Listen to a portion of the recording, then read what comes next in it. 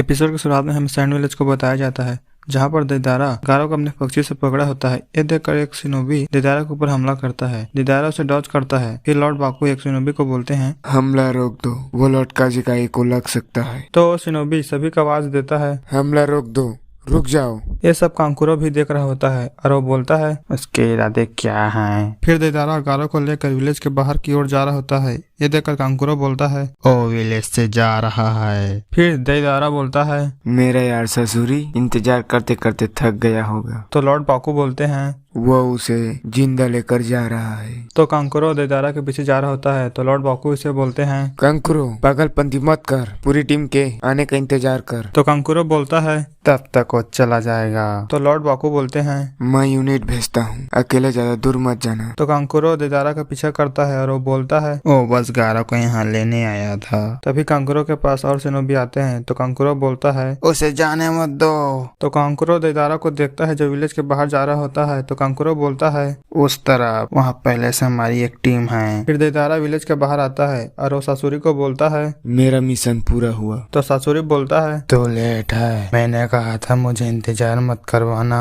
तो सासुरी देदारा के ऊपर हमला करता है। तो देदारा बोलता है, थोड़ा समय लग गया, काफी तगड़ा था ये बंदा। तो सासुरी बोलता है, इसीलिए कहा था पूरी तैयारी के साथ जा।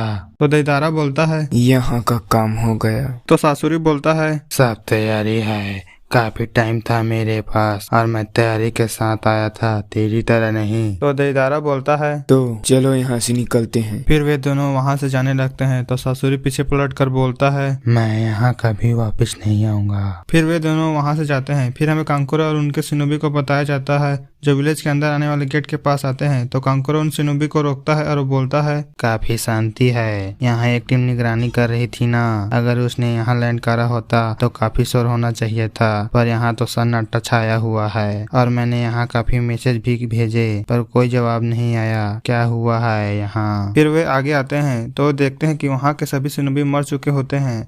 इसे देखकर कांकुरो बोलता है, ये क्या, ये सब? फिर कांकुरो एक शिनोबी के पास जाता है और उसकी धड़कन चेक करता है और वो बोलता है, थोड़ी देर पहले ही हुआ है, शायद गारा की लड़ाई शुरू होने से पहले। तो एक शिनोबी बोलता है, इनमें अनवु ब्लैक ऑप्स भी थे। तो दूसरा शिनोबी बोलता है, उनके पास बहुत बड़ी टीम होगी। तो कांकुरो बोलता है, या शायद नहीं, गारा के काजक आगे बनने के वक्त मैंने सबकी जाँच करी थी, जो गारा को लेकर गया है वो हर सेकंड दूर जाता जा रहा है, जल्दी चलो। फिर वे सभी बाहर की ओर जाने लगते हैं। तभी एक शिनोबी देखता है कि वहाँ पर एक शिनोबी अभी भी जिंदा है। वो उसके पास जाता है तो कांकुरो बोलता है, रुको, ऐसे ही किसी को हाथ मत लगाओ। तभी हम देखते हैं कि उस घायल शिनोबी के शरीर में पेपर वाम लगा होता है और वो ब्लास्ट हो जाता है। फिर वहाँ पर और ब्लास्ट होता है और वहाँ पर बहुत बड़े बड़े पत्थर गिर जाते हैं। और फिर हमें देदारा और सासुरी को बताया जाता है, जहाँ पर देदारा बोलता है, लगता है वो तुम्हारे बनाए जाल में फंस गए सासुरी मेरे यार। तो सासुरी बोलता है, बेशक फंसेंगे, जाल बनाए ही जाते हैं फंसने के लिए। फिर नारुतो को बताया जाता है जो अपने रूम में जाता है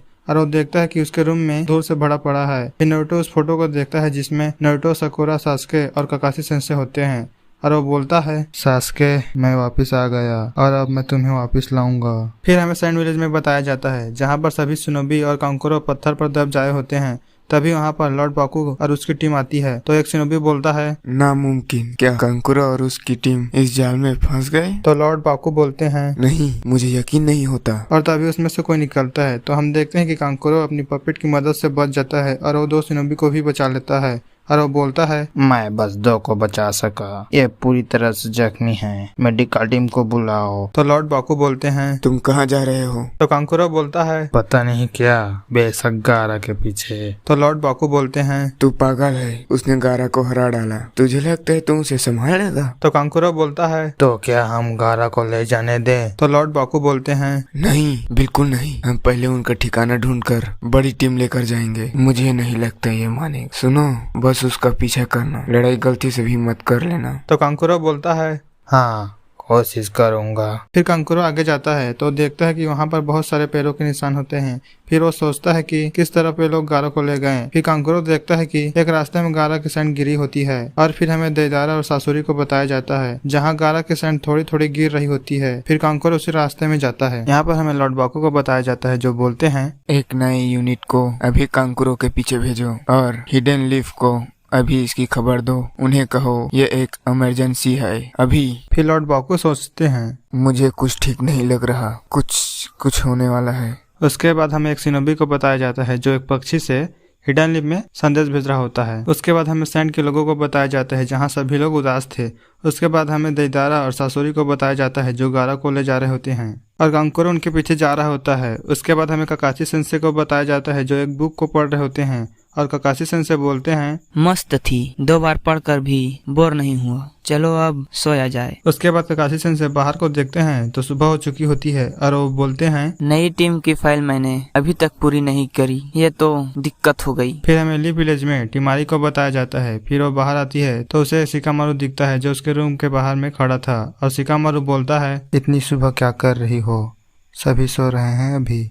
उसके बाद वे दोनों कहीं जाते हैं और टिमारी बोलती है, मुझे अपने विलेज में भी तैयारी करनी है, मेरा यहाँ का काम पूरा हुआ, अब मुझे जल्द से जल्द अपने विलेज वापस पहुँचना होगा। टिमारी अपनी विलेज में होने वाले चुनिंग एग्जाम के बारे में बताती है। उसके बाद टिमारी अपनी विलेज जाने के लिए निकल जाती है। उसके बाद हमें नारुतो को बताया जाता है जो तैयार हो रहा होता है।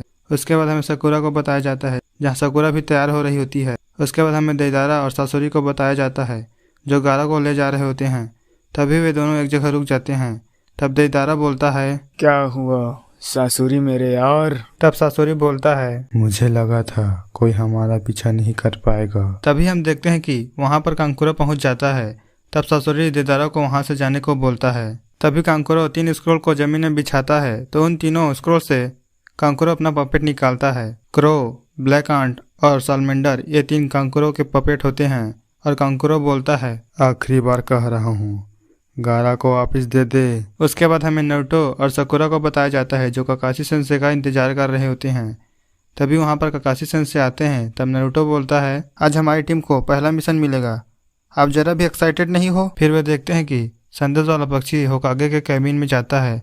उसके बाद हमें कांकुरो और सासोरी को बताया जाता है जहाँ पर देइदारा अपने पक्षी पर बैठकर जाने लगता है तो कांकुरो अपने पपेट से उसके ऊपर हमला करता है तो सासोरी उसे अपने पपेट से पकड़ लेता है।